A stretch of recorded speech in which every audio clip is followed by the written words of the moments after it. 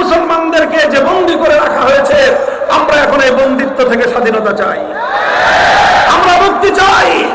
আমরা চাই সংবিধান সংস্কার যখন হবে সেখানে একটা ধারা সংযুক্ত থাকতে হবে, সেই ধারাটা যে কোনো ভাষাই হোক তার সারমর্ম এটা থাকবে যে মুসলমানদের এই বাংলাদেশে আল্লাহর আইনের বিরুদ্ধে কোনো আইন চলবে না, কোনো নীতিমালা চলবে না, কোনো বিধান চলবে না। কোনো বিধান থাকলে সেটা বাতিল গণ্য হবে, কোনো নীতিমালা থাকলে সেটা অকার্যকর বলে গণ্য হবে। চাই সেই নীতিমালা জাতিসংঘের হোক, চাই সেই নীতিমালা সার্কের হোক, চাই সেই নীতিমালা দেশের ভিতরে অথবা বাইরে হোক, আল্লাহর কোরআন এবং নবীর সুন্নাহ বিরোধী কোন আইন, কোন নীতি বাংলার মাটিতে চলবে না।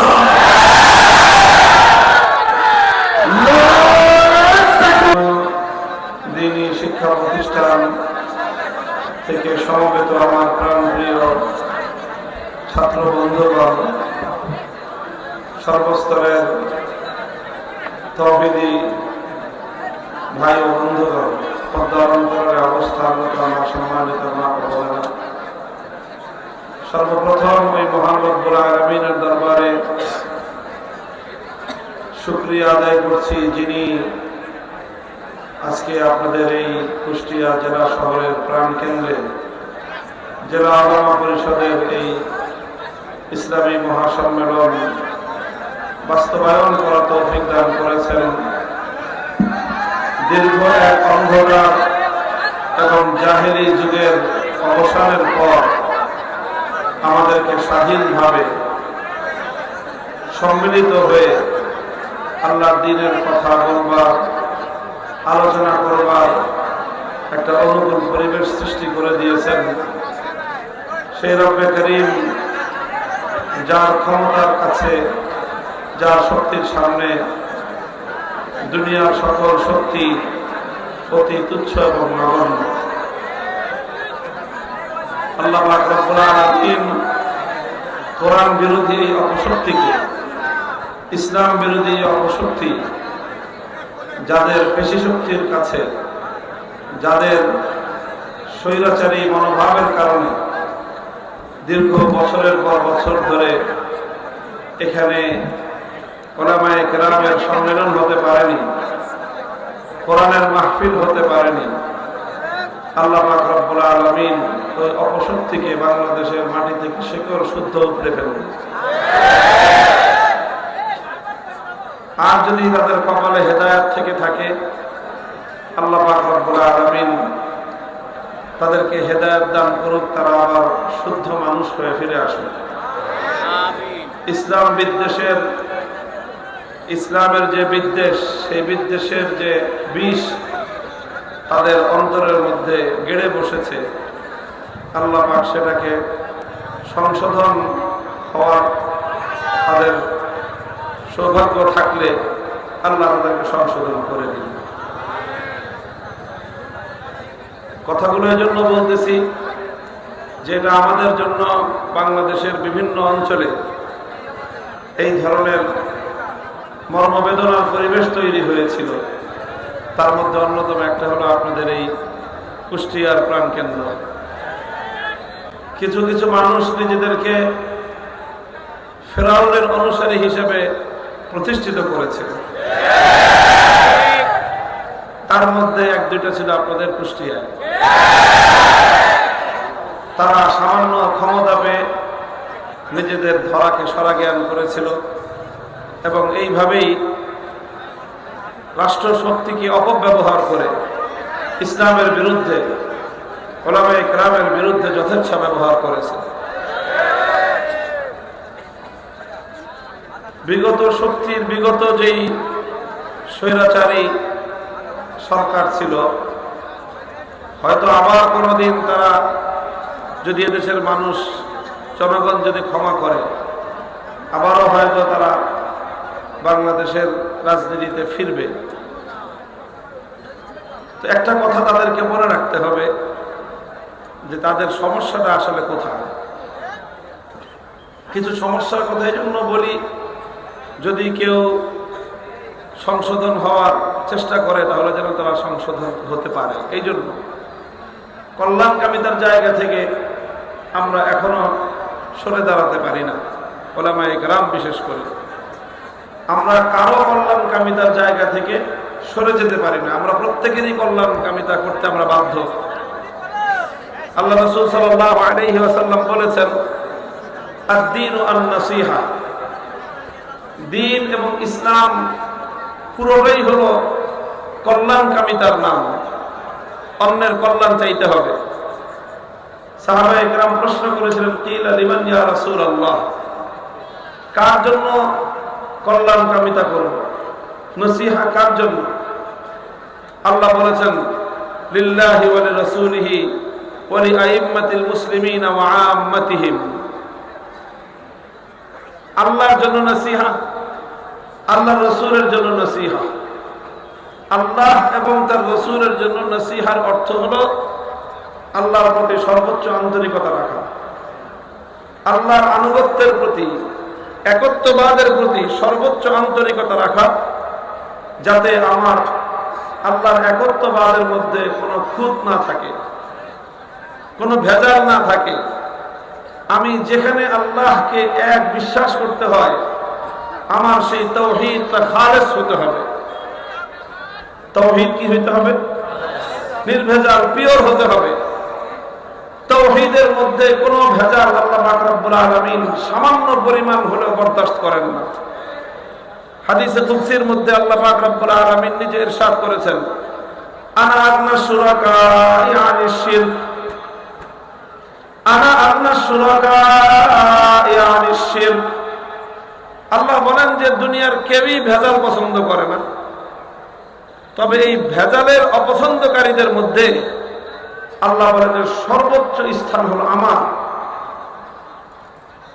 দুনিয়ার কোন বাবা এটা বরদাস্ত করে না, পছন্দ করে না যে সন্তান তার পিতার জায়গায় তার প্রকৃত পিতাকে ছাড়া আরেকজনকে স্থান দান করুক।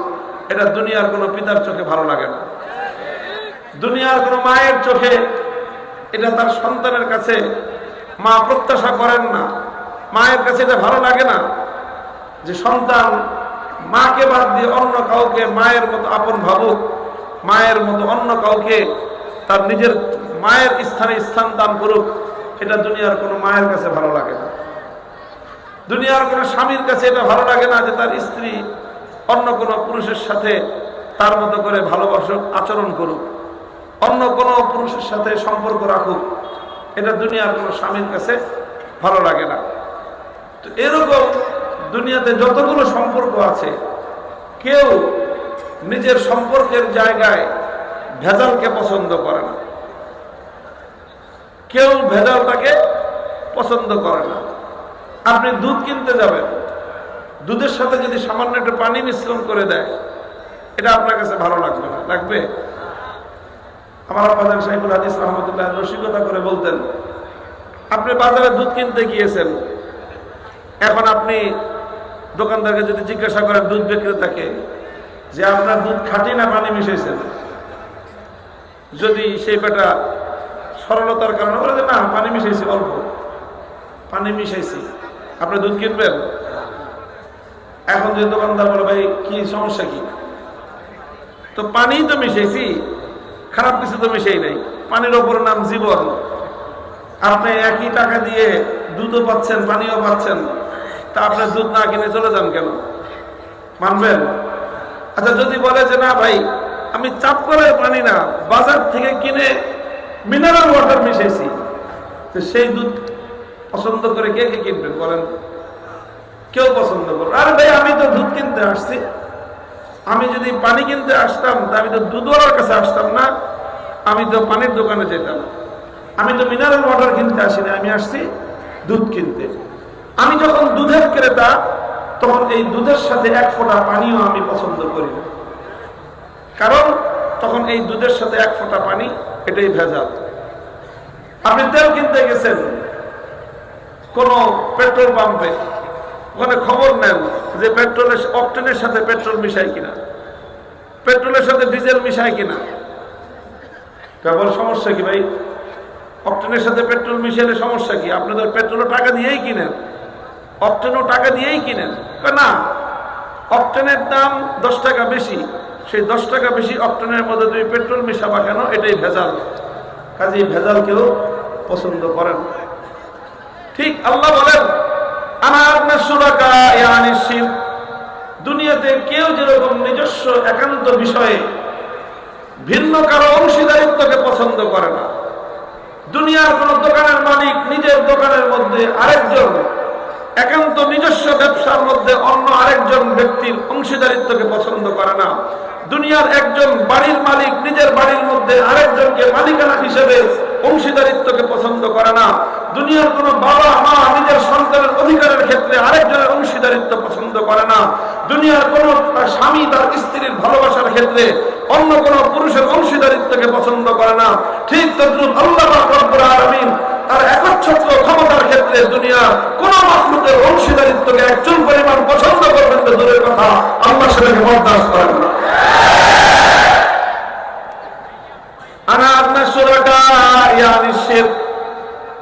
প্রসঙ্গ যেহেতু আসলো, এই প্রসঙ্গের কথা শেষ করে দিই। তাওহীদ সংক্রান্ত যে কথা আমি বলা শুরু করেছি, তাওহীদের বিষয় আমরা উলামা পরিষদ, কওমি উলামায়ে কেরাম, দারুল উলুম দেওবন্দ প্রতিষ্ঠার যে মাকাসিদ আরবা, মৌলিক 4 উদ্দেশ্য বর্ণনা করেন আমাদের পূর্বপুরুষগণ। যে দারুল উলুম দেওবন্দ প্রতিষ্ঠিত হয়েছিল মৌলিকভাবে 4টা উদ্দেশ্য বাস্তবায়নের জন্য। তার মধ্যে 1 নম্বর হলো তাওহীদে খালেস। 1 নম্বর কি? তাওহীদে খালেস, পিওর আর নির্ভেজাল তাওহীদ।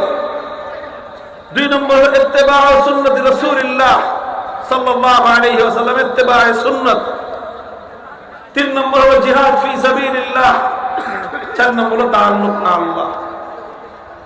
তাআল্লুক মা আল্লাহ, প্রত্যেকটা দেওবন্দি সন্তানের হৃদয়ের সম্পর্ক থাকবে কার সাথে? আল্লাহর সঙ্গে গভীর সম্পর্ক কায়েম করতে হবে। আল্লাহর সঙ্গে সম্পর্ক করার জন্য আত্মার পরিশুদ্ধির মাধ্যমে তাআল্লুক মা আল্লাহর সর্বোচ্চ শিখরে নিজেকে উন্নীত করার চেষ্টা করতে হবে। আল্লাহর সঙ্গে হৃদয়ের গভীর বন্ধন তৈরি করে আল্লাহর প্রেমে নিজেকে উজাড় করে দেওয়ার মতো পরিস্থিতিতে উপনীত হতে হবে। আবার আল্লাহর প্রেমে উজাড় হয়ে শুধু একদিকে কাত হয়ে একদিকে ঝুঁকে পড়লে চলবে না। সাথে সাথে জিহাদ ফি সাবিলিল্লাহ, আল্লাহর জমিনে আল্লাহর দ্বীনকে জিন্দা করার জন্য, আল্লাহর দ্বীন বিরোধী যে কোনো ষড়যন্ত্রের দাঁত ভাঙে জবাব দেওয়ার জন্য, ইসলাম বিরোধী সকল ষড়যন্ত্রের শেকড় শুদ্ধ উপড়ে ফেলবার জন্য যা করতে হয় তোমাকে তাই করতে হবে। পরিস্থিতি যত ভয়াবহ হোক না কেন, পরিস্থিতি যত প্রতিকূলই হোক না কেন, কোন অবস্থাতেই কোশ্চেনকালেও নিজের মূল নীতি থেকে হটে যাওয়া যাবে না, মূল নীতি থেকে দূরে সরা যাবে না। তাওহীদে খালেস, ইত্তেবায়ে সুন্নাত, তাআল্লুক মা আল্লাহ, জিহাদ ফি সাবিলিল্লাহ, নির্ভেজাল তাওহীদ, সকল কাজে কর্মে আল্লাহর পয়গম্বরের আদর্শের অনুসরণ, সুন্নতের ইত্তেবা, আল্লাহ পাক রব্বুল আলামিনের সঙ্গে আত্মার গভীর বন্ধন, হৃদয়ের প্রেমের সম্পর্ক, আল্লাহর দ্বীনকে রক্ষা করার জন্য সর্বোচ্চ ত্যাগ আর কোরবানির নজরানা পেশ করার মানসিকতা পোষণ। এই 4টা হলো দারুল উলুম দেওবন্দ প্রতিষ্ঠার মূল উদ্দেশ্য, যে এই 4 বৈশিষ্ট্য উম্মতের মধ্যে, মুসলমানদের মধ্যে ব্যাপকভাবে ছড়িয়ে দেওয়া। তো সেই তাওহীদের খালেস থেকে বলতেছি যে আল্লাহ পাক রব্বুল আলামিন তাওহীদের ক্ষেত্রে সামান্য ভেজাল পছন্দ করেন না। তাওহীদ বলতে আমরা কি বুঝি? তাওহীদ বলতে কি বুঝি? দেখেন, তাওহীদের আলোচনা কোরআনে পাকের মধ্যে যত জায়গায় আছে, এর অধিকাংশ জায়গাগুলোতে তাওহীদের বিপরীতে আরেকটা শব্দ আল্লাহ পাক রব্বুল আলামিন প্রয়োগ করেছেন। আল্লাহর একত্ববাদের আলোচনায় তাওহীদের বিপরীত যে মেরুটা, সেটাকেও আল্লাহ উল্লেখ করেছেন। কারণ এটা একটা আরবি প্রবাদ আছে, মাদ্রাসার ছাত্ররা তোমরা জানো, ওয়া বিজিদ্দিহা তাতাবায়্যানুল আশিয়াউ, ওয়া বিজিদ্দিহা তাতাবায়্যানুল আশিয়া।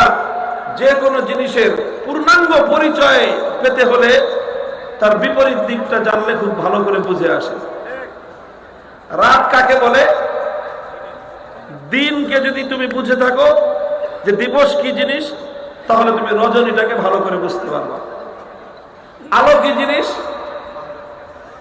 অন্ধকারকে দিয়ে আলোকে ভালো করে বোঝা যায়। তাওহীদ কি জিনিস? শিরককে দিয়ে তাওহীদকে ভালো করে বোঝা যায় যে এটা হলো শিরক, এর বিপরীতটা হলো তাওহীদ, এটা হলো তাওহীদ, এর বিপরীতটা হলো শিরক।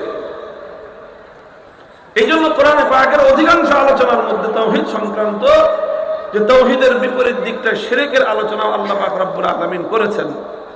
এবং শিরকের আলোচনা করতে গিয়ে আল্লাহ পাক রব্বুল আলামিন একটা শব্দ বারংবার কোরআনে পাকের মধ্যে প্রয়োগ করেছেন, সেটা হলো তাগুত।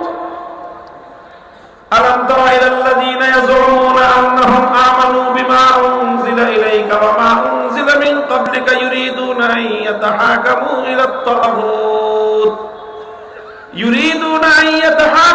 ইলাত তাগুতি ওয়া ক্বাদ উমিরু আন ইয়াকফুরু বিহি ওয়া ইউরিদু আশ-শাইতানু আন ইউদিল্লাহুম দালালাম বাঈদা। আল্লাহ বলেন বড় ক্ষোভ এবং আশ্চর্য নিয়ে, বড় আশ্চর্য নিয়ে আল্লাহ বলেন যে দেখো কিছু মানুষ এমন আছে যে তারা ইয়াজুমুনা আন্নাহুম আমানু, তারা দাবি করে যে তারা ঈমানদার। এটা কোরআনের শব্দ, আমি কোনো ব্যাখ্যা করলাম না। উলামায়ে কেরাম আছেন শব্দের অর্থ বলতেছে ইয়াজুমুন আন্নাহুম আমানু, তারা দাবি করে যে তারা কি বললাম, তারা ঈমানদার। কিছু মানুষ আছে তারা দাবি করে যে তারা, অথচ ইউরিদুনা ইয়াতাহাকামু ইলাত তাগুত, তারা চায় যে তারা তাগুতের ফয়সালা মানবে, তারা চায় যে তাদেরকে তাগুত সিদ্ধান্ত দিবে, তারা চায় যে তারা তাগুতের বিচার চাইবে, তারা তাগুতের বিচার চাইতে চায়, তারা তাগুতের বিচার চায়। কোরআন বলছে, আল্লাহ বলছেন যে তুমি নিজেকে ঈমানদার বলে পরিচয় দিবা, আবার তাগুতের বিচারও চাইবা। রাত এবং দিন যেমন একত্রিত হতে পারে না, আলো এবং অন্ধকার যেমন একসঙ্গে জমা হতে পারে না, আসমান আর জমিন যেরকম একত্রিত হতে পারে না, আল্লাহর উপর ঈমান এবং তাগুতের উপর বিশ্বাস একত্রে হতে পারে না। এটা আল্লাহর কথা। আল্লাহ বলছেন পৃথিবীতে এটা একটা আশ্চর্যজনক জিনিস যে সে দাবিও করবে ঈমানদার, আবার তাগুতের বিচার চাইবে। এটা কোশ্চিনকালেও হতে পারে না। তুমি ঈমানদার হলে তাগুতের কাছে বিচার চাইতে পারো না, আর তাগুতের ফয়সালা চাইলে ঈমানদার হতে পারো না। কথা পরিষ্কার, কোরআন পরিষ্কার পরিষ্কার বলে দিয়েছে, ক্বাদ তাবায়্যানার রুশদু মিনাল গাই ফামান ইয়াকফুর বিত-তাগুতি ওয়া ইউমিন বিল্লাহি ফাকাদ ইসতামসাকা বিল উরওয়াতিল উসকা। আল্লাহ বলছেন ক্বাদ তাবায়্যানার রুশদু মিনাল গাই, কোনটা সঠিক পথ আর কোনটা ভুল পথ স্পষ্ট হয়ে গিয়েছে দিবালোকের মতো।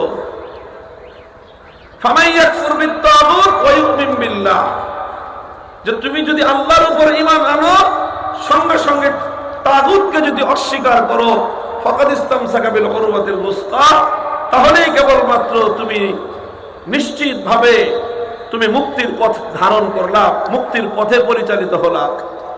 একসঙ্গে দুটো করতে হবে, আল্লাহকে মানতে হবে, আল্লাহকে বিশ্বাস করতে হবে, তাগুতকে অস্বীকার করতে হবে। দুটো একসাথে হলে তাহলেই কেবলমাত্র ফাকাদ ইসতামসাকা, ওই অবস্থাতেই কেবলমাত্র তুমি সঠিক পথে থাকবা। আর তুমি আল্লাহকেও মানবা, তাগুতকেও মানবা, আল্লাহকেও রাজি করবা, শয়তানকেও বেজার করবা না। এই ধরনের ভণ্ডামি আর মুনাফিকের জায়গা অন্য কোথাও থাকতে পারে, ইসলামের মধ্যে না। কোরআন পরিষ্কার, ঈমান বিল্লাহ কুফর বিত-তাগুত একসঙ্গে হবে। যেখানে ঈমান বিল্লাহ সেখানে কুফর বিত-তাগুত হবে, যেখানে ঈমান বিত-তাগুত সেখানে ঈমান বিল্লাহ জমা হতে পারে না। কোরআন আয়াত একটার পর একটা বলে গিয়েছে। আল্লাহ বলেছেন আল্লাযীনা আমানু ইউকাতিলুনা ফী সাবিলিল্লাহ ওয়াল্লাযীনা কাফারু ইউকাতিলুনা ফী সাবিলিত-তাগুত। আল্লাহ বলেন যারা ঈমানদার তারা লড়াই করে কার পথে? জোরে বলেন, লড়াই কার পথে?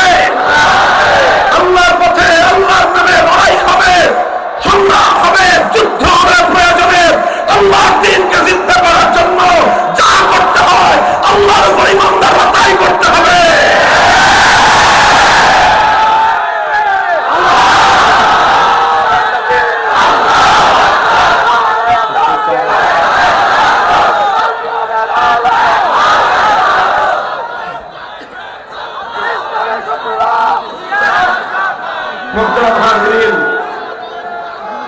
তাহলে যারা ঈমানদার তারা লড়াই করে কার পথে?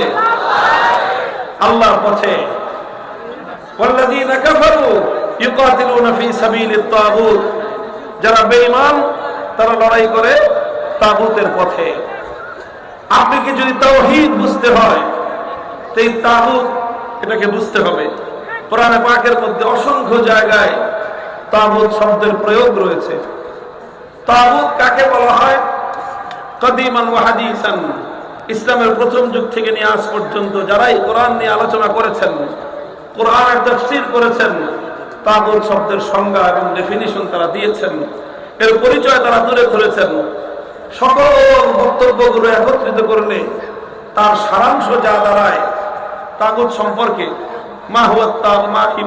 তাগুত, তাগুত কাকে বলা হয়? তাগুত বলা হয়, প্রথমে গায়রুল্লাহ, বুঝেন তো গায়রুল্লাহ? গায়রুল্লাহ মানে কি বলেন তো? সবাই বলেন। গায়রুল্লাহ মানে আল্লাহ ছাড়া। এই পৃথিবীতে আল্লাহ ছাড়া যা আছে সবই কি গায়রুল্লাহ। তো কোন গায়রুল্লাহকে যদি আল্লাহর আসনে বসানো হয় সেই গায়রুল্লাহকে বলা হয় তাগুত। খুব সহজ কথা, সিম্পল। তাগুত কাকে বলা হয়? গায়রুল্লাহ হয়ে আল্লাহর আসনে বসলে তাকে বলা হয় কি? গায়রুল্লাহকে আল্লাহর আসনে বসানো হলে তাকে বলা হয় তাগুত। যেমন ইবাদতের মালিক কে?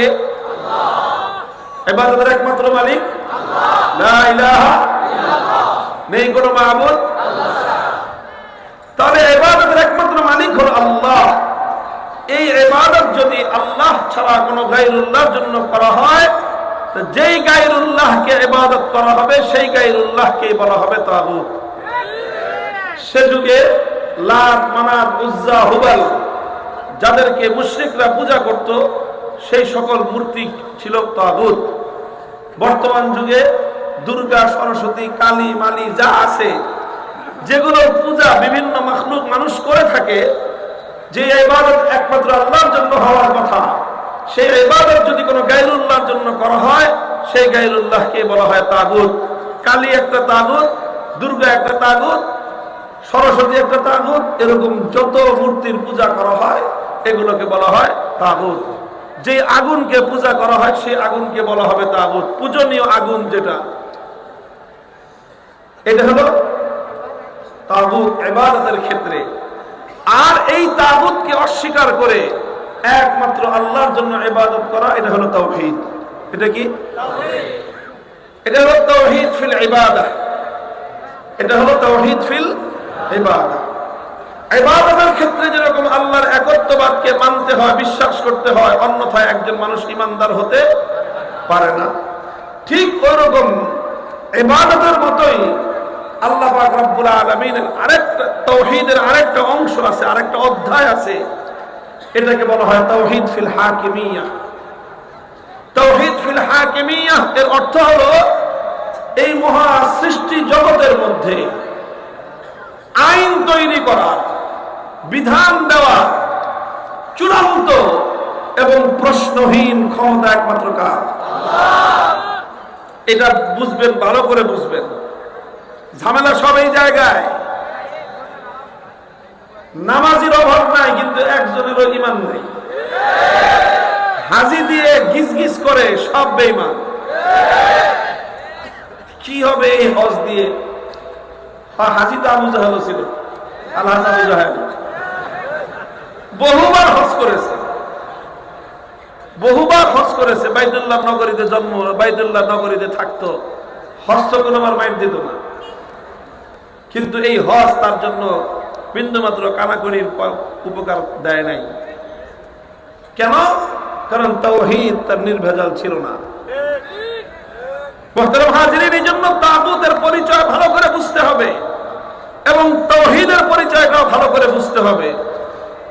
তাওহীদ ফিল হাকিমিয়াহ এর অর্থ হলো যে আইন এবং বিধান তৈরি করবার ক্ষেত্রে সর্বোচ্চ ক্ষমতা কার? সর্বোচ্চ ক্ষমতার অর্থ হলো কি? যে আল্লাহ যদি কোনো আইন করে দেন, আল্লাহ যে সকল আইন করে দিয়েছেন, আল্লাহর সেই আইন কেউ বাতিল করতে পারবে না। আল্লাহর সেই আইনের বিরুদ্ধে কোনো আইন করতে পারবে না কেউ। আল্লাহর কোন আইনের বিরুদ্ধে কেউ প্রশ্ন তুলতে পারবে না। আল্লাহর কোন আইন বুঝে আসুক বা না আসুক এটাকে অবজ্ঞা করতে পারবে না কেউ। আল্লাহর আইনের প্রতি অবজ্ঞা করা, আল্লাহর আইনের প্রতি প্রশ্ন তোলা, আল্লাহর আইনকে বাতিল করা, আল্লাহর আইনের জায়গায় বিকল্প আইন তৈরি যারা করবে তাদেরকেই বলা হবে তাগুত। কারণ নিরঙ্কুশ ভাবে আইন তৈরি করবার সর্বোচ্চ ক্ষমতাটা কার? আল্লাহ। এটা হলো তাওহীদ ফিল হাকিমিয়াহ। ইবাদত প্রাপ্তির আসন যেরকম একমাত্র কার, ঠিক তদ্রূপ চূড়ান্ত ভাবে আইন তৈরি করবার একচ্ছত্র ক্ষমতার মসনদ কার? কাজেই অন্য কেউ আল্লাহর এই চূড়ান্ত ক্ষমতাকে নিয়ে কারাকারি করতে পারবে না। এটার সঙ্গে আল্লাহর প্রতিদ্বন্দ্বী হতে পারবে না, আল্লাহর সঙ্গে সংঘাতে লিপ্ত হতে পারবে না, আল্লাহ পাকের আইনের বিপরীতে অবস্থান গ্রহণ করতে পারবে না। আল্লাহর আইনের বিরুদ্ধে যায় এমন কোন অবস্থান, আল্লাহর আইনের বিরুদ্ধে কোন অবস্থান কোন ইমানদার বান্দা গ্রহণ করতে পারে না। বলবেন তাহলে মানুষ কি কোনো আইন করতে পারবে না? হ্যাঁ, মানুষ আইন করতে পারবে, তবে মানুষের আইনের মধ্যে একটা বৈশিষ্ট্য থাকতে হবে, সেটা হলো মানুষের কোন আইন আল্লাহ পাকের কোন আইনের সঙ্গে সাংঘর্ষিক হতে পারবে না, আল্লাহর কোন আইনের বিপরীত এবং বিরুদ্ধে যেতে পারবে না। যখনই মানুষের বানানো কোন আইন আল্লাহ পাকের কোন আইনের সামান্য পরিমাণ বিপরীতে যাবে, সঙ্গে সঙ্গে মানুষের সেই আইন অকার্যকর হয়ে যাবে, বাতিল বলে গণ্য হবে। এই যে এইভাবে আইন তৈরি করবার সর্বোচ্চ প্রশ্নহীন ক্ষমতা, এটা হলো তাওহীদ ফিল হাকিমিয়াহ, অর্থাৎ আইন তৈরি করবার ক্ষেত্রে আল্লাহ পাকের তাওহীদ। এটাকে রাষ্ট্রবিজ্ঞানের ভাষায় বলা হয় সার্বভৌম ক্ষমতা। কি বলা হয়? Power of সভরেনিটি। এমন ক্ষমতা যে ক্ষমতাকে কেউ চ্যালেঞ্জ করতে পারে না, আনচ্যালেঞ্জেবল। এমন চূড়ান্ত ক্ষমতাকেই বলা হয় আইনের, আইন করার এমন চূড়ান্ত ক্ষমতা, সর্বোচ্চ ক্ষমতা, প্রশ্নহীন ক্ষমতা, এটাকেই বলা হয় সার্বভৌম ক্ষমতা। লা ইলাহা ইল্লাল্লাহর এক অর্থ হলো এই মহাবিশ্বের মধ্যে সার্বভৌম ক্ষমতা একমাত্র কার? মুহতারাম হাজিরিন, কথাটা বড় হৃদয় বিদারক, বড় মর্মান্তিক কথা, বড় কঠিন কথা হলো এই যে একজন মানুষ যদি এক আল্লাহর জায়গায় বেশি না একটা মূর্তির পূজা করে, তাকে একত্ববাদী বলা হবে না মুশরিক বলা হবে? এক আল্লাহর জায়গায় যদি একটা মূর্তিকে একবারের জন্য বসায়, সেই লোকটা একত্ববাদী ইমানদার থাকতে পারে না, সঙ্গে সঙ্গে সে কাফের মুশরিক বেঈমানে পরিণত হয়। আল্লাহর পরিবর্তে যদি শুধুমাত্র একটা দুর্গার পূজা করে, আল্লাহর পরিবর্তে যদি শুধুমাত্র একটা লাত উজ্জা অথবা মানাতের পূজা করে, আল্লাহর পরিবর্তে যদি শুধুমাত্র একটা শিখা চিরন্তন অথবা একটা শিখা অনির্বাণের কেউ পূজা করে, এক আল্লাহর পরিবর্তে যদি কোনো একজন মানুষ একটা সরস্বতী অথবা একটা কালীর পূজা করে, আল্লাহর পরিবর্তে যদি কোনো একজন মানুষ একটা কবরের পূজা করে, সেই ব্যক্তি আল্লাহ পাকের একত্ববাদে বিশ্বাসী হতে পারে না। সেই লোকটা সঙ্গে সঙ্গে কাফের মুশরিক আর বেঈমানে পরিণত হয়। আল্লাহ পাককে যেরকম তো ইবাদতের ক্ষেত্রে আল্লাহর একত্ববাদকে মানতে হয়, বিশ্বাস করতে হয়, তবেই একজন মানুষ মুওয়াহহিদ একত্ববাদী আর বিশ্বাসী ইমানদার হতে পারে। কিন্তু আফসোস, সদ আফসোস, সমাজের মধ্যে লক্ষ নয় কোটি কোটি মানুষ এমন রয়েছে, এক আল্লাহর জায়গায় কেউ 60 জনের মন্ত্রী সভাকে, কেউ এক আল্লাহর জায়গায় 350 এমপি কে আইন তৈরি করবার সার্বভৌম ক্ষমতায় বিশ্বাস করে, অথচ সে নিজেকে ইমানদার বলে পরিচয় দেয়। আল্লাহর কসম খেয়ে বলি, আসমান আর জমিনের মধ্যখানে এর চেয়ে আশ্চর্যজনক কোনো কথা হতে পারে না। তুমি এক দুর্গাকে আল্লাহর সমকক্ষ সাব্যস্ত করলে তুমি বেঈমান, অথচ তুমি আইন তৈরি করবার ক্ষেত্রে এক আল্লাহর সঙ্গে শত শত মানুষকে শরীক করতেছো, তাহলে ইমানদার থাকো কিভাবে? দুঃখ এবং পরিতাপ লাগে। আমার যেই দেশে আমরা বসবাস করছি, দীর্ঘদিন প্রায় পৌনে 1 শতাব্দী যাবত, পৌনে 1 শতাব্দী পর্যন্ত একটা অভিশপ্ত অক্টোপাস জাতিকে ঘেরাও করে আছে। আমাদের এই জাতিকে অভিশাপের একটা অক্টোপাস বন্দী করে রেখেছে। আমরা ইচ্ছা এবং অনিচ্ছায় শিরকের এই অক্টোপাস থেকে মুক্ত হতে পারছি না।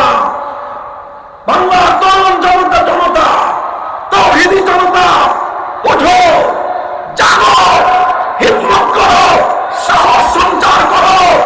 এই শিরকের সকল অক্টোপাসের সকল বন্দিশালা ভেঙে গুড়িয়ে দিতে হবে।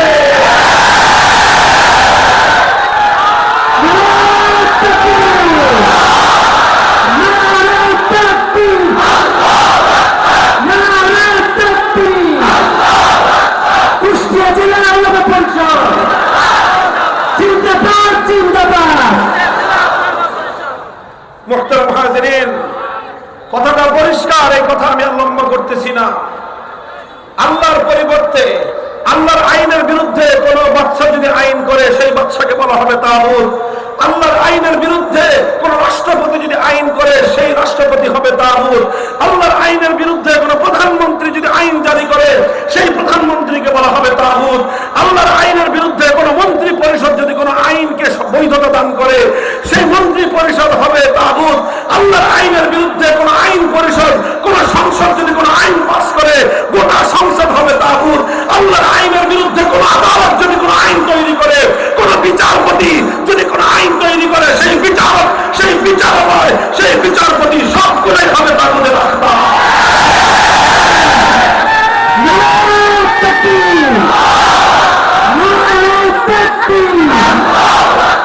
ইসলামের শত্রুরা হুশিয়ার সাবধান, তাগুতের আস্তানা, ইসলাম সন্ত্রাস সন্ত্রাস, ইসলামের আস্তানা শাহজালাল এই বাংলায়, ইসলামের ধারণা। মুহতারাম হাজিরিন, তাগুতের পরিচয়টাকে বুঝবার পর এই প্রসঙ্গে আমি আমার সর্বশেষ বক্তব্য যেটা বলতে চাই, দীর্ঘ আলোচনায় যাব না। এটা আজকে আমি আমার আলোচ্য বিষয় হিসেবে সিলেক্ট করেছিলাম না, কিন্তু প্রসঙ্গ এবং সময়ের দাবি আমাকে এদিকে নিয়ে আসলো। আমরা 1947 সালে আমার এই সম্প্রদায়ে, আমার এই জাতির সোনার সন্তানেরা, আমার পূর্বপুরুষ, আপনার পূর্বপুরুষরা, আমাদের বাবারা, দাদারা আল্লাহর এই জমিনে আল্লাহর সার্বভৌমত্ব কায়েম করবার জন্য, আল্লাহর এই জমিনকে একমাত্র আল্লাহর আইনের শাসনের আওতায় আনবার জন্য, একমাত্র আল্লাহর আইন দ্বারা যেন আমার দেশটা, এই জাতি, এই জনপদ যেন পরিচালিত হয়, তারা অনেক সংগ্রাম করেছিল, অনেক ত্যাগ আর কোরবানি স্বীকার করেছিল, অনেক স্যাক্রিফাইস তারা করেছিল, ত্যাগের নজরানা পেশ করেছিল। দুর্ভাগ্যজনকভাবে আমাদের পূর্বপুরুষরা অনেক ত্যাগ স্বীকার করার পরেও আমাদের পরবর্তী প্রজন্মের দুর্বলতার কারণে তাদের সেই দীর্ঘদিনের সংগ্রামের সুফসল এখনো আমরা ঘরে তুলতে পারি নাই। দেখেন 1947 সালে যখন ব্রিটিশরা এই দেশ থেকে চলে যায়, দেশটা যখন বিভক্ত হয়, ভারতবর্ষ 2 ভাগে ভাগ হলো। একটা ভাগ ভারত, আর একটা ভাগ হলো পাকিস্তান। কেন 2 ভাগে ভাগ হয়েছিল? মুসলমানরা একটা দাবি তুলেছিল, গোটা ভারতবর্ষের মুসলমানরা। সেই দাবিটা হলো এই যে, যদি আমরা এইভাবে হিন্দু মুসলিম একসাথে একসঙ্গে দেশ বানাই, তাহলে যেটা হবে সেটা হলো হিন্দুরা যেহেতু সংখ্যাগরিষ্ঠ, কাজেই মুসলমানরা তাদের প্রাণের দাবি, প্রাণের চাহিদা, যে তাদের ভূমি, তাদের ভূখণ্ড আল্লাহর আইনের দ্বারা শাসিত হওয়া, এই চাহিদা তাদের পূরণ হবে না। এই জন্য মুসলমানরা চাইল আমরা আমাদের এই প্রাণের চাহিদা পূরণ করে আমরা আল্লাহর আইনের অধীনে শাসিত হব, কোনো মানব রচিত তন্ত্রমন্ত্রের দ্বারা আমরা পরিচালিত হব না। এই ছিল আমার আপনার এই বিশাল বঙ্গ জনপদের মুসলমানদের বর্তমান প্রজন্মের পূর্বপুরুষদের একান্ত চাহিদা। এই চাহিদার কারণে তাদেরকে অনেক ত্যাগ স্বীকার করতে হয়েছে।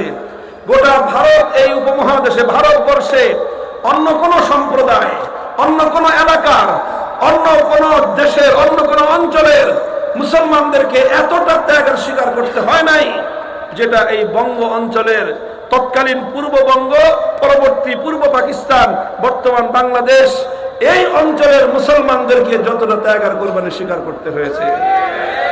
কলকাতা ছিল আমাদের বাড়ির কাছে, ভারত ছিল আমাদের চারিপাশে ঘিরে, দিল্লি ছিল আমাদের কাছে, কিন্তু বাড়ির কাছের কলকাতাকে লাথি মারলাম, দিল্লিকে তালাক দিলাম, চতুর্পাশের ভারতকে আমরা ত্যাগ করলাম, 2000 কিলোমিটার দূরত্বের পশ্চিম পাকিস্তানিদের সঙ্গে আমরা গাঁটছড়া বাঁধলাম। কিসের জন্য? পশ্চিম পাকিস্তানিদের সাথে আমাদের এই দেশের পূর্বপুরুষদের আলাদা কোনো প্রীতি ছিল না, আলাদা কোনো ভালোবাসার প্রেম ছিল না। শুধু একটা জিনিস ছিল, ওরাও মুসলমান, আমরাও মুসলমান, সংখ্যাগরিষ্ঠ মুসলিম অধ্যুষিত এলাকায় আল্লাহর কোরআন হবে সংবিধান, ইসলাম হবে শাসন ব্যবস্থা। শুধু এই জন্য বাড়ির কাছের ভারতকে ছেড়ে 2000 কিলোমিটার দূরের পশ্চিম পাকিস্তানিদের সঙ্গে আমরা এক রাষ্ট্র গঠন করেছিলাম। এই রাষ্ট্র গঠনে অনেক মানুষ ছিলেন একসঙ্গে। রাষ্ট্র গঠনের এই প্রাথমিক পর্যায়ে শেখ মুজিবুর রহমান সাহেব এই দাবির পক্ষেই ছিলেন। পরবর্তীতে তিনি আদর্শচ্যুত হয়েছেন, পরবর্তীতে তিনি তার আদর্শ থেকে বিচ্যুত হয়েছেন। সাফ কথায় বললে তিনি হেদায়েতের পথ থেকে গুমরাহ হয়েছেন। আরো অনেকেই গুমরাহ হয়েছেন, ওনার নামটা বললাম কারণ পরবর্তীতে ওনার আলোচনা এবং ওনার ভূমিকা অনেক অনেক আলোচিত ছিল, এই জন্য বললাম না।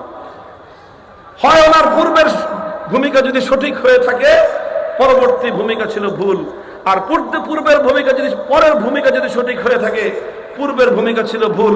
আমরা মনে করি তার পূর্বের ভূমিকাটাই সঠিক ছিল, পরবর্তী ভূমিকাটা ভুল ছিল, পথচ্যুতি ছিল, বিভ্রান্তি ছিল, গুমরাহি ছিল। তা 1947 সালে এই অঞ্চলের জনপদের মুসলমানরা বাড়ির কাছের ভারত, দিল্লি আর কলকাতাকে ছেড়ে পশ্চিম পাকিস্তানিদের সঙ্গে গাঁটছড়া বেঁধেছিল একটা কথার উপরেই।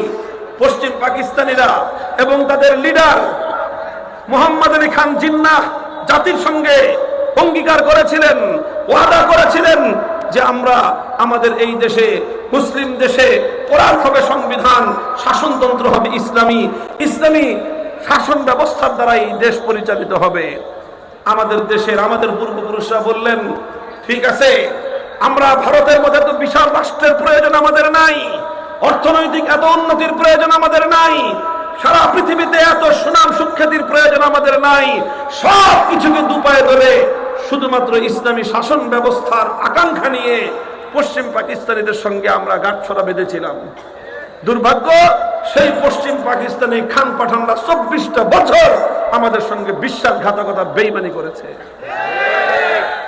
যখন 47 সালে দেশ বিভক্ত হলো, আমাদের ওলামায়ে কেরাম বারবার তাদেরকে বললেন, অঙ্গীকার পুরা করেন, আল কোরআনের শাসন কায়েম করবেন বলেছিলেন, কই কোরআনী শাসন কোথায়? শাসকরা বলতো যে দেশটা এখনো শিশু রাষ্ট্র, তো হুজুর এই শিশুটা এখনই যদি এদেরকে কোরআনী শাসন দিতে যাই তাহলে এই শিশু হজম করতে পারবে না, এখন একে লিকুইড খাওয়াইতে হবে, শক্ত খাবার খাইতে পারবে না, এই জন্য কিছুদিন তাকে পশ্চিমা শাসন ব্যবস্থার লিকুইড খাবার ফিডারে করে খাওয়ায়ে শিশুটা যখন একটু বড় হবে, কোরআনী শাসনের শক্ত খাবার যখন খাইতে পারবে, তখনই আমরা এই শিশুকে কোরআনী শাসন দিব। ভালো কথা। 5 বছর পরে আবার হুজুরে জিজ্ঞাসা করলে, আপনার শিশু কি বড় হয়েছে? কয় না, এখনো বড় হয়ে সারে নাই। 10 বছর পরে আপনার শিশু বড় হয়েছে? কয় না, এখনো বড় হয়ে সারে নাই। 20 বছর পরে হুজুর আবার জিজ্ঞাসা করলেন, আপনার এই শিশু বড় হয় নাই? কয় না, হুজুর এখনো বড় হয় নাই। আমার আব্বাজান শাইখুল হাদিস রাহমাতুল্লাহ আলাইহি বলতেন, 24 বছর যখন হয়ে গেল, তখন দেশের মানুষ সিদ্ধান্ত নিল যে পোলা 24 বছরেও সাবালক হয় না, যে পোলা 24 বছরেও প্রাপ্তবয়স্ক হয় না, এটা 90 বছরেও হবে না, এই পোলার দরকার নেই। পাকিস্তান ভেঙে দাও। আল কোরআনের শাসনই যদি না হবে, পশ্চিম পাকিস্তানিদের সঙ্গে আমাদের কিসের সম্পর্ক? আমরা শুধু কোরআনী শাসনের জন্য তোমাদের সঙ্গে ঐক্যবদ্ধ হয়েছিলাম। কোরআনী শাসন যদি না পাই, রাষ্ট্রের প্রয়োজন আমাদের নাই, মানচিত্রের প্রয়োজন আমাদের নাই, পতাকার প্রয়োজন আমাদের নাই। মানচিত্রের চেয়ে, পতাকার চেয়ে, ভূগোলের চেয়ে আল্লাহর কোরআনী শাসনকে আমরা বেশি ভালোবাসি।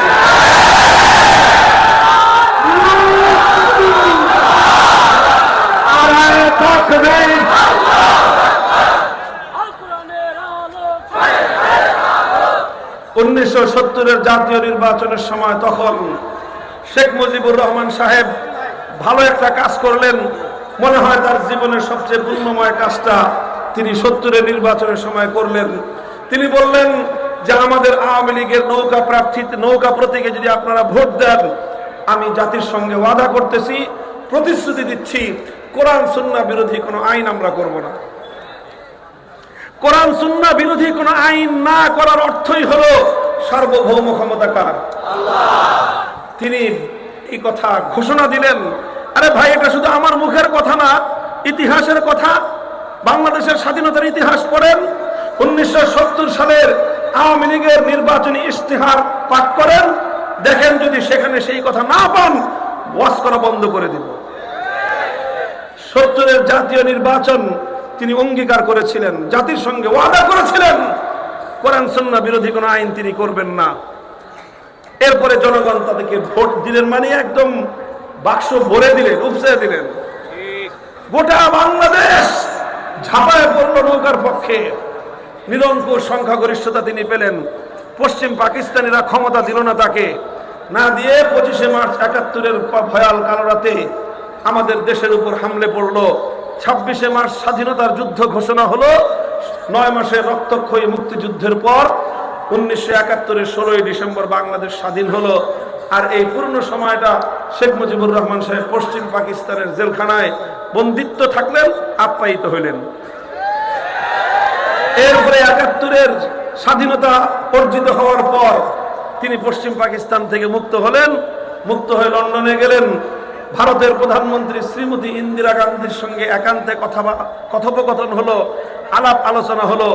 দেশে ফিরবার সময় শ্রীমতী ইন্দিরা গান্ধী তৎকালীন ভারতের প্রধানমন্ত্রী শেখ মুজিবুর রহমান সাহেবের মুজিব কোটের পকেটের মধ্যে একটা চিরকুট ধরায় দিলেন।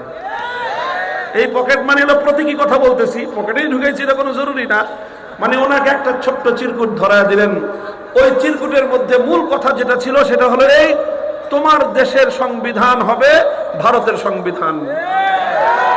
অর্থাৎ ভারতের সংবিধানের যে মূলনীতিগুলো, যাদেরকে আমরা 1947 সালে ত্যাগ করেছিলাম, তালাক দিয়েছিলাম, সেই ভারত 1947 সালে আমাদের কাছে পরাস্ত হওয়ার পর 71 সালের যুদ্ধের পর তারা আবার সেই কালনাগিনীর মতো আমাদেরকে ছোবল মারার জন্য তারা তাদের রাষ্ট্রের সংবিধানের মূল 4 নীতি, জাতীয়তাবাদ, ধর্মনিরপেক্ষতাবাদ, গণতন্ত্র, সমাজতন্ত্রের মূলনীতিগুলোকে বাংলাদেশের রাষ্ট্রের সংবিধানের মূলনীতি বানানোর জন্য শেখ মুজিবকে কানে কানে ফুসলিয়ে দিলেন।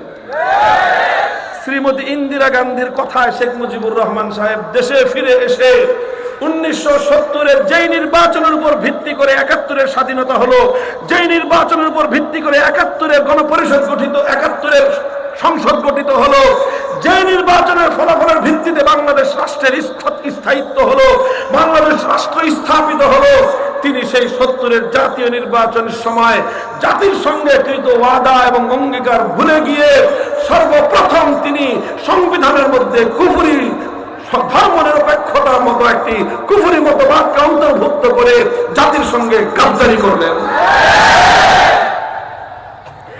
এটাকে গাদ্দারি বলা ছাড়া কোনো উপায় নাই। যদি আপনি কোরআনের সংবিধান না দিবেন, যদি আপনি ইসলামকে মাইনাস না করবেন, তাহলে কেন 70 সালে জাতির সঙ্গে ওয়াদা করেছিলেন কোরআন সুন্নাহ বিরোধী আইন করবেন না? 72-এ সংবিধান তৈরি করে বাংলাদেশে ইসলামী রাজনীতি নিষিদ্ধ করে দিলেন। তিনি তো ইসলাম কায়েম করবেনই না। কেউ যেন ইসলামী আন্দোলন করতে না পারে, ইসলামকে রাষ্ট্রীয় পর্যায়ে কায়েম করার রাজনৈতিক দল না করতে পারে, সেজন্য আইন করে দেশের সমস্ত ইসলামিক রাজনৈতিক দলগুলোকে নিষিদ্ধ করে দিলেন। এবং এর প্রায়শ্চিত্ত তিনি করলেন ৭৫ সালের 15ই আগস্ট। এরপরে ৭৫-এর 15ই আগস্টের পরে অনেক কাহিনী ঘটলো। যারা আসলেন তারা প্রথম দিকে মুসলমানদের ম্যান্ডেটকে একটু শ্রদ্ধা জানানোর চেষ্টা করলেন, সংবিধানের শুরুতে বিসমিল্লাহির রহমানির রহিম সংযুক্ত করলেন, মহান আল্লাহর উপর অবিচল আস্থা এবং বিশ্বাসকে অন্তর্ভুক্ত করে ধর্মনিরপেক্ষতাবাদকে মাইনাস করে দিয়ে বাংলাদেশে ইসলামী রাষ্ট্র প্রতিষ্ঠার জন্য রাজনীতি করবার অধিকারকে ফিরিয়ে দিলেন। একটা গোজামিল করলেন, অর্থাৎ আল্লাহর উপর অবিচল আস্থা এবং বিশ্বাস যেই সংবিধানে থাকে সেই সংবিধান অনুযায়ী দেশে ইসলাম বিরোধী কোনো আইন রচনা হতে পারে না। কিন্তু তারা অনেক আইন, অনেক নীতিমালা কোরআন সুন্নাহ বিরোধী তারা করে গেলেন। যেতে যেতে একসময় আরেকজনে এসে রাষ্ট্র ধর্ম ইসলাম করলেন, অনেক কিছুই করলেন, কিন্তু প্রকৃত অর্থে তাওহীদ ফিল হাকিমিয়া, হাকিমিয়ত আইন তৈরি করবার ক্ষেত্রে আল্লাহ পাকের একত্ববাদকে রাষ্ট্রীয়ভাবে প্রতিষ্ঠা করলেন না। এই চলতে চলতে আবার আসলো 2008 সাল, 2009 সাল, আবার সেই ফ্যাসিবাদ বাংলাদেশের কাঁধের উপর চেপে বসলো। 72 থেকে 75-এ সেই কালো শাসন আবার এদেশের মানুষের উপর আসলো।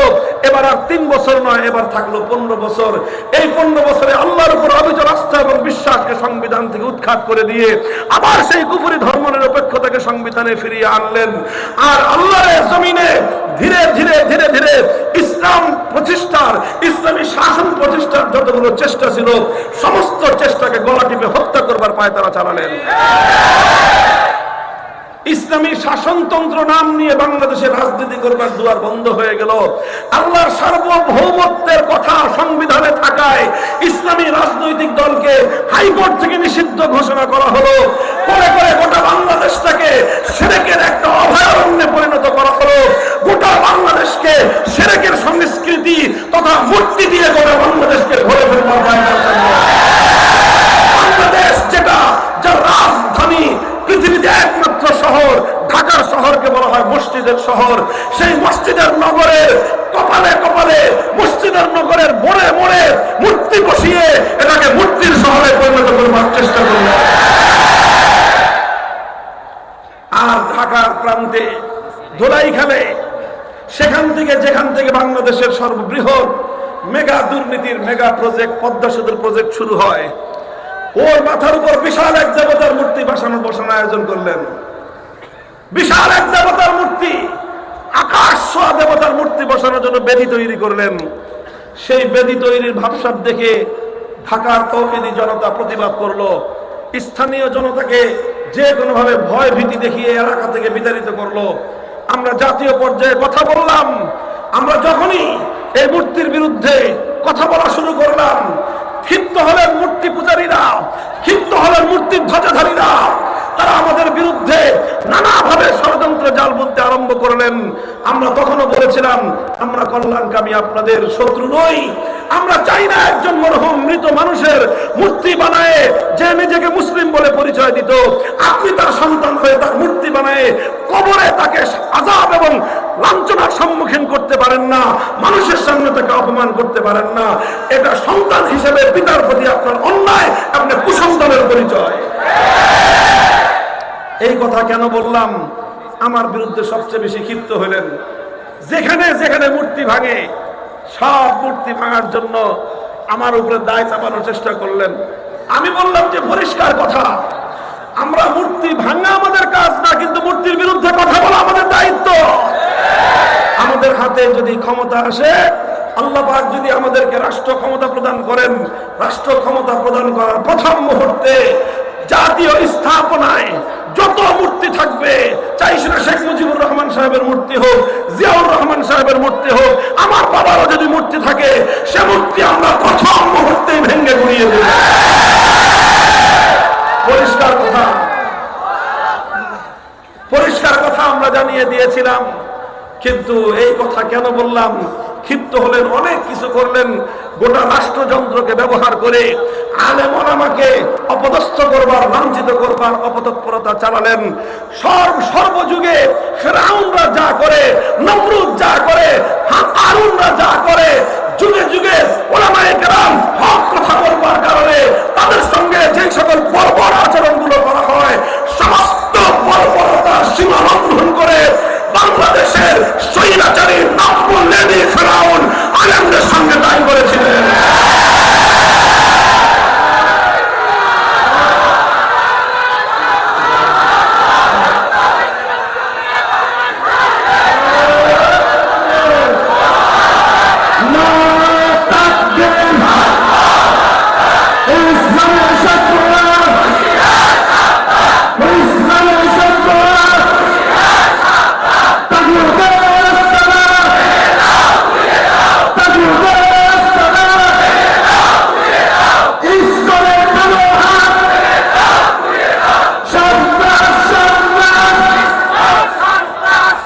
মোহতারাম হাজিরিন, কথা যেটা বলতেছিলাম, এই প্রসঙ্গে আমার আলোচনা শেষ।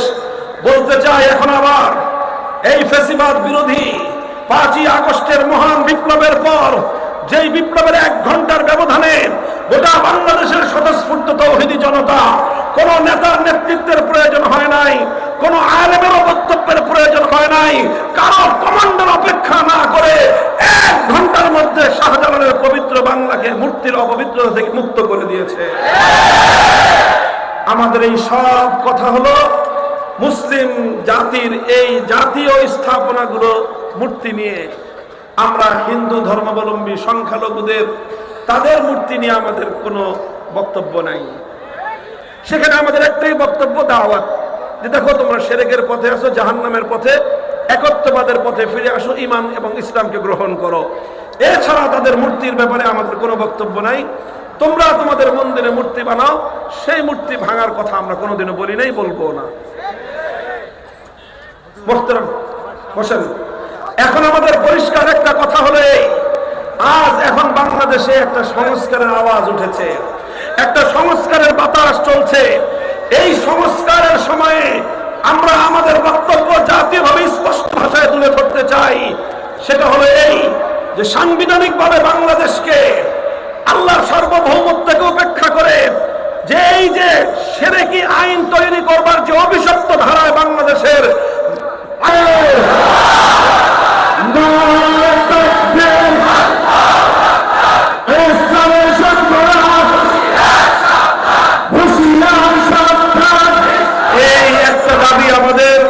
এটা ভালোভাবে বুঝবার চেষ্টা করবেন।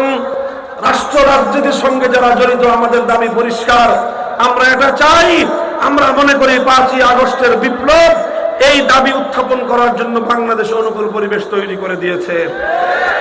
এখনই আমরা 5ই আগস্টের বিপ্লবকে ইসলামী বিপ্লব বলছি না, তবে আমি স্পষ্ট ভাষায় বলেছি, বলতেই থাকবো, 5ই আগস্টের বিপ্লব ইসলামী বিপ্লব না হলেও ইসলামী বিপ্লবের সূর্যোদয়ের পূর্ববর্তী সুবহে সাদেকের আভাস ছিল এটা।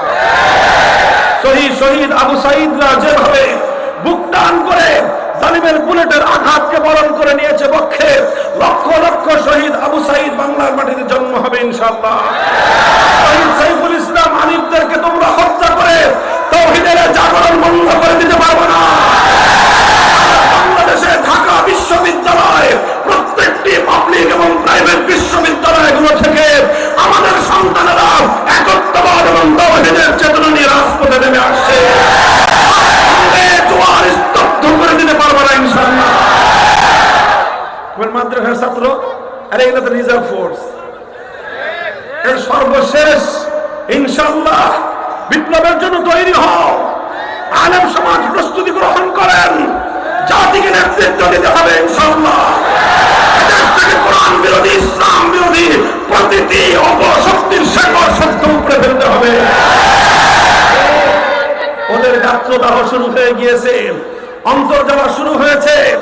বাংলাদেশকে যারা বন্দী করে রাখতে চেয়েছিল, বাংলাদেশকে যারা কররাজ্য পরিণত করতে চেয়েছিল, করদ রাজ্যে, বাংলাদেশের স্বাধীনতাকে বিপন্ন করে যারা অঙ্গরাজ্যের মতো করে বাংলাদেশকে পরিচালনা করতে চেয়েছিল, তাদের সেবাদাসী উৎখাত হওয়াতে মাথা খারাপ হয়ে গেছে।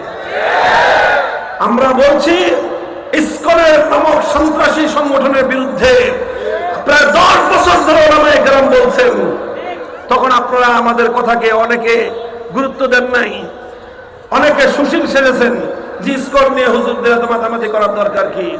আমরা যখন বলেছিলাম আমাদের সেই কথা যদি কর্ণপাত করতেন, আজ বাংলাদেশের চট্টগ্রামের আদালত প্রাঙ্গণ সরকারি একজন প্রসিকিউটর, একজন সহকারী প্রসিকিউটর, একজন প্রসিকিউশনের কর্মকর্তা, এদেশের একজন তরুণ সম্ভাবনাময় আইনজীবীকে নির্মমভাবে হত্যাকাণ্ডের শিকার হতে হলো না।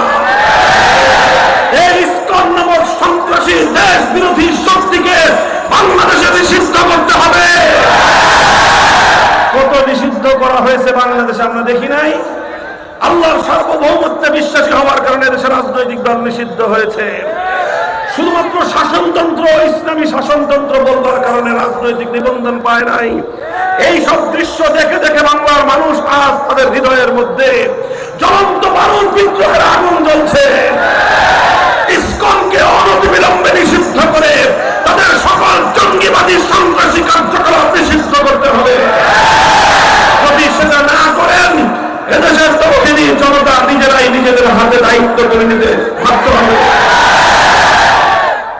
ইনশাআল্লাহ আমরা সকল সংখ্যালঘুদের জান, মাল, ইজ্জত এবং ধর্মীয় স্বাধীনতার নিরাপত্তা দেওয়ার গ্যারান্টি দিচ্ছি।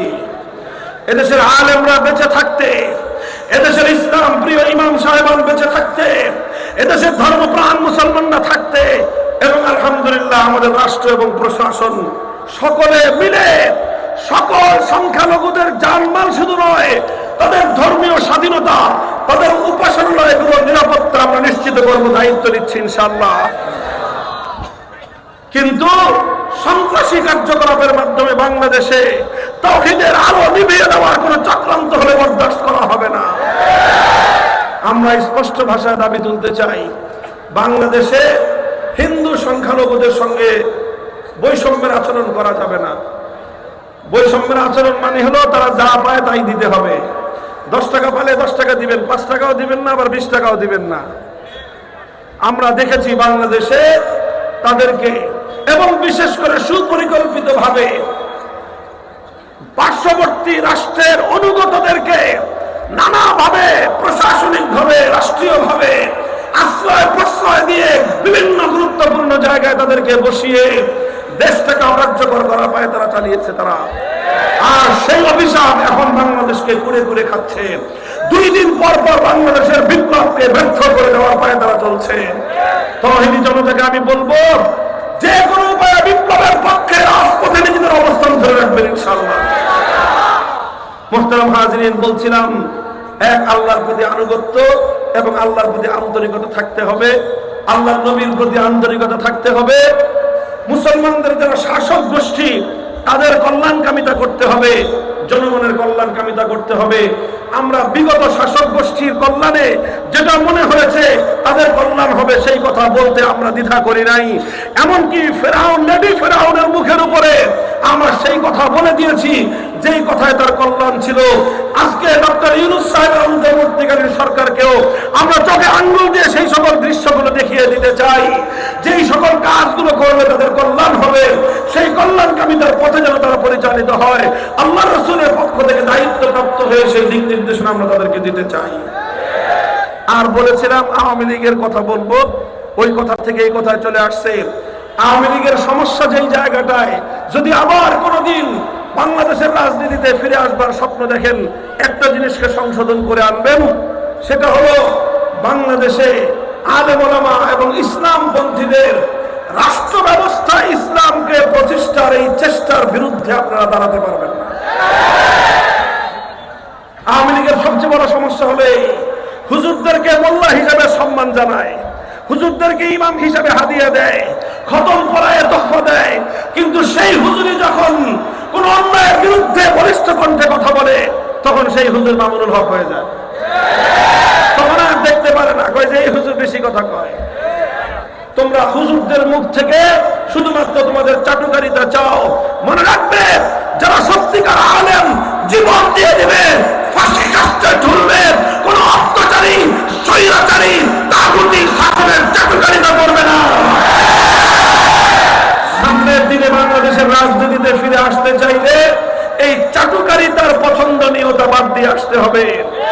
আলেমদের কাছ থেকে সংশোধনমূলক কথাগুলো শুনবার মতো অভ্যাস করে আসতে হবে। আমরা সব বিষয়ে কথা বলবো, সব বিষয়ে কথা বলবো। আমরা অর্থনীতি নিয়ে কথা বলবো, সমাজনীতি নিয়ে কথা বলবো, সংস্কৃতি সাহিত্য নিয়ে আমরা কথা বলবো, রাষ্ট্র এবং রাজনীতির প্রতিটি অসঙ্গতি নিয়ে আমরা কথা বলবো। এগুলোই হবে মাহফিল, এগুলোই হবে মাহফিল। আর এই আওয়ামী লীগের দেখা দেখি বিএনপির মধ্যে কিছু ভূত চড়ে কাঁদে কান্দে। আপনারা ভালো হয়ে যান, এই সুযোগে ভালো হয়ে যান। এটার ভালো হওয়ার মোক্ষম সময়, এখন ভালো হওয়াটা সহজ। আপনারা এই সকল আলেম ওলামাদের সঙ্গে বিভিন্ন সময়ে ওলামায়ে কেরাম যখন কোরআন হাদিস থেকে এমন কোনো কথা বলেন যেই কথা দলীয় আদর্শের বিরুদ্ধে যায়, তখন ফস করে সাপের মতো সবল দিয়ে উঠেন। এইটা বন্ধ করেন, আপনাদের জন্য কল্যাণ হবে। এই বাংলাদেশ আগামী দিনে ইসলামের বাংলাদেশ হবে, লিখে রাখেন। কাজেই এদেশে থাকতে হলে, চলতে হলে, এদেশের মানুষের সঙ্গে মিশে থাকতে হলে, এদেশের মানুষের অধিকাংশ মানুষের সেন্টিমেন্টকে বুঝতে হবে, তাদের পালস বুঝতে হবে, তাদের নাম চিনতে হবে। বাংলাদেশের চূড়ান্ত গন্তব্য হবে ইনশাআল্লাহ ইসলাম। আর শেষ কথা, কাটা কাটা কথা বললাম তো, এই যে মাহফিল গুলো যে হয়, ওলামায়ে কেরাম আপনাদেরকেও বলি খুব ভালো করে, জেলা ওলামা পরিষদ সারা এলাকায় সব জায়গায় একটাই জিনিস, এই মাহফিল গুলোকে আলেম সমাজ কন্ট্রোল এবং নিয়ন্ত্রণ করবেন। এই মাহফিল গুলোতে আমাদের মতো কোন আলোচক যেন কোনো অবান্তর কথা বলতে না পারে, সেটাও ওলামায়ে কেরাম এটা দায়িত্ব নেবেন।